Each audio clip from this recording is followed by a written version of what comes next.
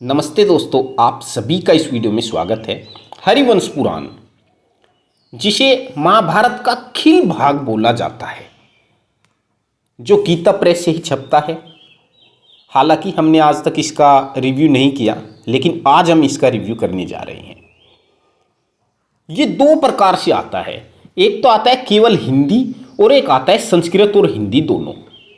लगभग 16,000 इसके अंदर श्लोक दिए गए हैं। इसमें और उसमें क्या अंतर है? जो संस्कृत और हिंदी वाला आता है उसमें लगभग 1400 साढ़े 1400 पेज हैं, और ये जो आता है इसमें लगभग 1200 पेज है। अब मात्र 200-250 पेज का ही अंतर है।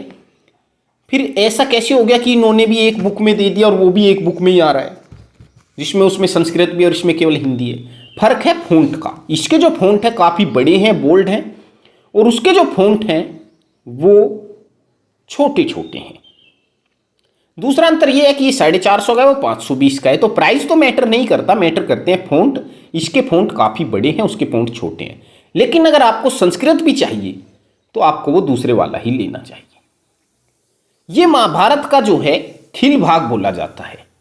हालांकि कुछ लोग कहते हैं कि महाभारत तो वही है जो 6 खंड में आता है गीता प्रेस से, या संक्षिप्त वाला 2 भाग में, उससे अलावा महाभारत नहीं है। लेकिन नहीं, महाभारत का पहला ही पर्व, आदि पर्व का दूसरे अध्याय का 82वां श्लोक पढ़िए, 82वां और 83वां, उसमें हरिवंश पुराण का वर्णन है। और वहां पर बताया गया है कि कैसे हरिवंश पुराण महत्वपूर्ण है, और यह भी बताया गया है कि इसके अंदर 3 पर्व दिए गए हैं: हरिवंश पर्व, विष्णु पर्व, भविष्य पर्व। तीनों पर्व इसके अंदर, और वहां पे भी इसका जिक्र है पूरा पूरा। इसीलिए महाभारत तब समाप्त होता है जब आप हरिवंश पर्व पढ़ लेते हैं, हरिवंश पुराण पूरा पढ़ लेते हैं।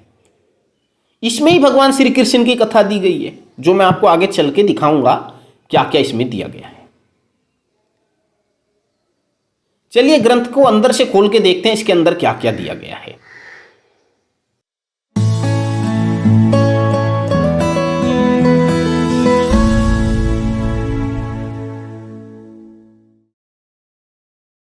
दोस्तों, इसका कोड है 1589। हरिवंश पुराण सचित्र मोटा टाइप, केवल हिंदी, गुजराती में भी उपलब्ध, यानी कि गुजराती में भी ये आ रहा है, गुजराती भाषा में। हम यहाँ पर इसका नम्र निवेदन पढ़ेंगे जो दिया गया है इसमें प्रकाशक द्वारा।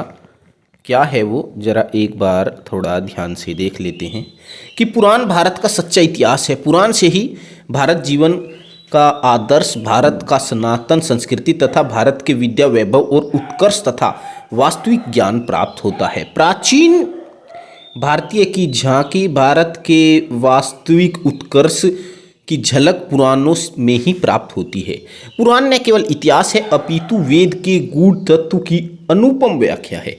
इसमें विश्व कल्याण के त्रिविध उन्नति का सुंदर सोपान प्रस्तुत किया गया है। पुराणों का प्रधान गौरव यह है कि वेद ने नेति नेति और यतो वाचो निर्वंते अप्राप्य मनसा से कहकर जिस परम तत्व का प्रतिपादन किया है, पुराणों ने उस सर्वसाधारण के समक्ष सगुण साकार रूप में लाकर उपस्थित कर दिया।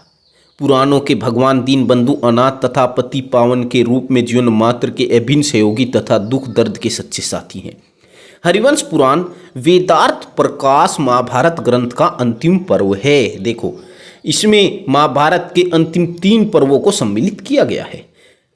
हरिवंश सतय पुराणे पुराणे खिल संज्ञतम, ये है महाभारत के आदि पर्व के दूसरे अध्याय का 82वां श्लोक। जरूर पढ़िएगा, 82 और 83 श्लोक, उसमें चीजें मिलेगी। इसलिए यह हरिवंश पुराण और हरिवंश पर्व इन दोनों नामों से विख्यात है। यह हरिवंश पर्व, विष्णु पर्व और भविष्य पर्व 3 भाग में विभक्त है। भविष्य पर्व में इसके पठन पाठन और श्रवण की महिमा बताते हुए कहा गया है कि जो फल 18 पुराणों को सुनने से मिलता है, वह अकेले हरिवंश पर्व को सुनने से ही प्राप्त हो जाता है। ठीक है, अब हम आगे इसमें दिखाते हैं इसका कंटेंट आखिर क्या क्या है। यहाँ पर श्री हरि विष्णु जी को दिखाया गया है, और विषय सूची की तरफ हम बात करें तो यहाँ पे वही मंगलाचरण है। हरिवंश पर्व आ गया, मंगलाचरण, वही सृष्टि की उत्पत्ति, स्वयंभू मनु और वंश की दक्ष प्रजापति की उत्पत्ति, ये सब चीज़ें आ गई। परथु का उपख्यान, मैं कहता हूँ सच में अगर आप महाभारत को, हरिवंश पुराण ये भी महाभारत में आता है, अगर इसे पढ़ लें तो लगभग आप पुराणों को पढ़ लेते हैं, सभी पुराणों का ज्ञान आपको हो जाता है। दूसरा पर्व है विष्णु पर्व। इसमें दिया गया, यहाँ पे भगवान श्री कृष्ण की कथा शुरू हो जाती है इस वाले पर्व से। मथुरा में आकर कंस को आने वाले भय की सूचना, बिल्कुल वही विष्णु पर्व की कथा यहाँ पर। विष्णु पर्व में महाभारत के जो श्री कृष्ण जी हैं, श्री कृष्ण जी की कथा यहाँ पर पूरी हो जाती है। और आगे आप देखेंगे कि भविष्य पर्व, जन्मेजय की संतति और पांडव की प्रतिज्ञा का वर्णन, और इसमें भी कलयुग का वर्णन, श्री कृष्ण की कथा इसमें भी है भविष्य पर्व में। और ये अंत भी श्री कृष्ण की कथा पर जाकर ही होगा। ये देखें, द्वारका जाते श्री कृष्ण का पुष्कर में ऋषियों से मिलना और ऋषियों द्वारा उनके सत्वन, ठीक है, त्रिपुर वध की कथा। फिर हरिवंश पुराण महात्म्य आ जाता है, फिर आ जाता है हरिवंश पुराण पहला अध्याय। अब देखो जो मैं चीज़ आपको दिखाने जा रहा हूँ, इसके फॉन्ट देखिए आप कितने अच्छे हैं, फॉन्ट में कोई कमी नहीं है, इतने बड़े बड़े फॉन्ट और बोल्ड में दिए गए हैं, बोल्ड करके दिए गए हैं।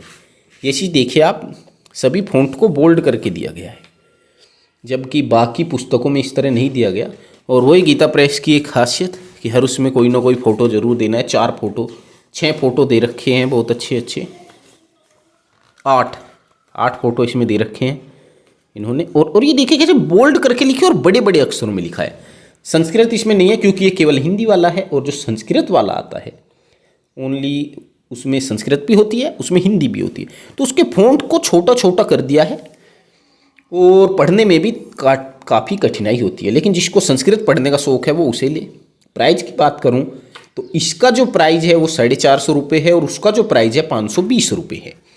पेज में ज़्यादा फर्क नहीं है, इसमें जो पेज हैं वो 1182 या 84 पेज हैं, और उसमें जो पेज हैं वो 1482 या 84, यानी कि 200-300 पेज का अंतर है बस। अब हम आगे दिखाते हैं, ये देखिए 1184 ही इसके अंदर पेज है, 1182, 83, 84, यहाँ पे लिख नहीं रखा, 1184 इसके अंदर पेज है, और 450 का ये मिल जाता है। आशा है दोस्तों आपको वीडियो पसंद आई होगी। और अगर आप जानते हैं कि हमारे इस चैनल पर इस समय महाभारत की सीरीज चल रही है, हम महाभारत की काफ़ी सारी वीडियो डाल चुके हैं और डालेंगे भी आगे चल के भी, तो अगर आपको महाभारत की वीडियोज देखना पसंद है तो आप हमारे इस चैनल को सब्सक्राइब कर सकते हैं। अपनी राय सभी भाई कमेंट बॉक्स में ज़रूर दीजिएगा, और हमसे संपर्क करने के लिए आप हमें व्हाट्सएप पर भी मैसेज कर सकते हैं। व्हाट्सएप नंबर भी डिस्क्रिप्शन में आपको मिल जाएगा या इस चैनल के अबाउट सेक्शन में मिल जाएगा। धन्यवाद।